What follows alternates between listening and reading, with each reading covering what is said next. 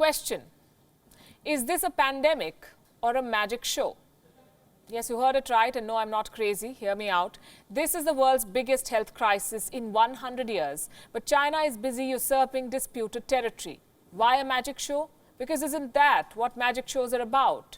Sleight of hand. Cleverly executed deception. You're looking at something and the trick escapes your vision somewhere else. The coronavirus crisis is proving to be the perfect distraction for China. Under cover of this pandemic, China is running its agenda. More than 180 countries and regions are fighting the made in China virus. And what is China doing? Taking over disputed territory, the South China Sea. All the news these days is about coronavirus numbers and trends. So a recent announcement from Beijing slipped under the radar.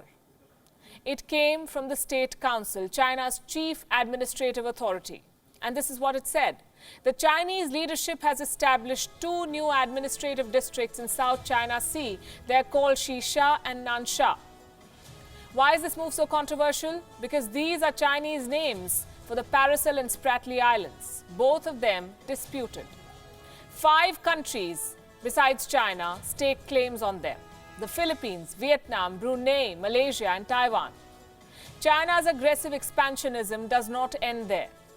Earlier this month, Beijing renamed 25 islands and reefs and 55 undersea entities, all in the disputed South China Sea. This is China's way to assert itself in the region.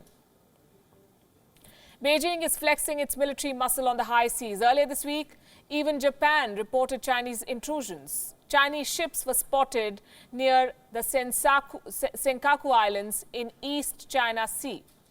And that's when the Japanese foreign minister picked up the phone. He called his Chinese counterpart to protest. Japan stakes claim over the Senkaku Islands. China does the same. Beijing calls them the Diaoyu Islands. These moves are being met with strong protests. Earlier this week, members of the ASEAN grouping met over a video conference. U.S. Secretary of State Mike Pompeo said China has moved to, quote-unquote, take advantage of the distraction. By distraction, he meant the coronavirus outbreak. You've also seen that the Chinese Communist Party is exerting military pressure on Taiwan and coercing its neighbors in the South China Sea, even going so far as to sink a Vietnamese fishing vessel. The United States strongly opposes China's bullying. We hope other nations will hold them to account too. He calls it China's bullying, and that's what it is. American forces have been active near Taiwan because China has been sailing its ships there too. Today, the United States said that an American warship sailed through the Taiwan Strait. They described it as a routine transit. But this is the second time in a month that a U.S. warship has sailed in that direction. The Philippines too is protesting against China. So far, Manila has filed 2 diplomatic protests. How should India see all of this? It's almost 4,000 kilometers away. Why should India care about what's happening in the South China Sea? Because India too has an interest in the region.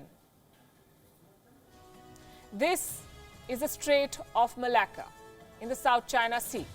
It runs between Indonesia, Malaysia and Singapore. This is a major gateway for trade, especially for India. About 55% of India's trade passes through this strait.